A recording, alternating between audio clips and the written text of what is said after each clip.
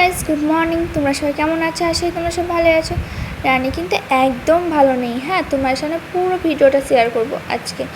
আমার যেহেতু মা আর তোমার সবাই রানী হয়, তোমরা তো সবাই জানো। চলো পুরো ভিডিওটা দেখো, তাহলে বুঝবে রানী কি হয়েছে, কেন ভালো নেই, কিসের জন্য ভালো নেই। চলো পুরো ভিডিওটা দেখতে থাকো।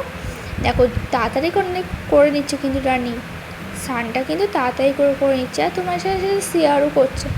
দেখতেই পাচ্ছ রান্নায় কী হয়েছে, সেটা তোমরা হয়তো জানতে পারবে পুরো ভিডিওটা দেখলে। তারপর কিন্তু স্নান টান করে খেয়ে দিয়ে কিন্তু আগে বেরিয়ে গেছে বাইরে।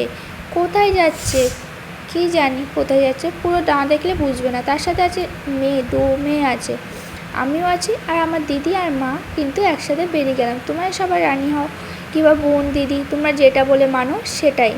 জানি না কে কোনটা করে মানো, তোমরা কমেন্ট করো, তাহলেই জানবো তোমরা কে কোনটা বলো আমার মাকে। তো যাই হোক, এবার কিন্তু এখানে চলে এসছে ট্রেনে করে যেতে হবে সেই জায়গাটা, যেহেতু রানীর শরীরটা খুবই খারাপ, তার জন্য ট্রেনে করে যেতে হবে। আর এই দেখো ট্রেনে কিন্তু উঠে পড়েছি,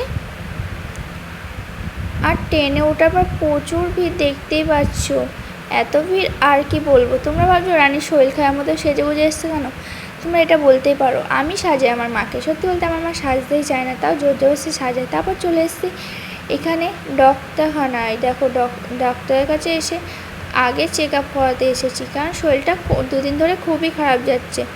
আর আমার মায়ের থাইরয়েডও আছে, পেটে পাথরও আছে, তোমরা তো সবাই জানবে ভিডিওর মাধ্যমে। তারপর দেখো ওষুধ টষুধ নিয়ে চলে এসেছিলাম স্টেশন থেকে একবারে চলে এসেছি ঘরে, আর দেখানো হয়নি সত্যি বলতে। এখানে এসে কিন্তু শরীর খারাপের মধ্যেও বসে বসে সবজি কাটছে, রাতে রান্না হবে বলে। তো তোমাদের কেমন লাগলো ভিডিওটা অবশ্যই কমেন্ট করে জানিও ফ্রেন্ড। আর তোমরা সবাই পে করো যেন রানী তাড়াতাড়ি সুস্থ হয়ে তোমার সাথে কথা বলতে পারে। Bye bye friend, love you.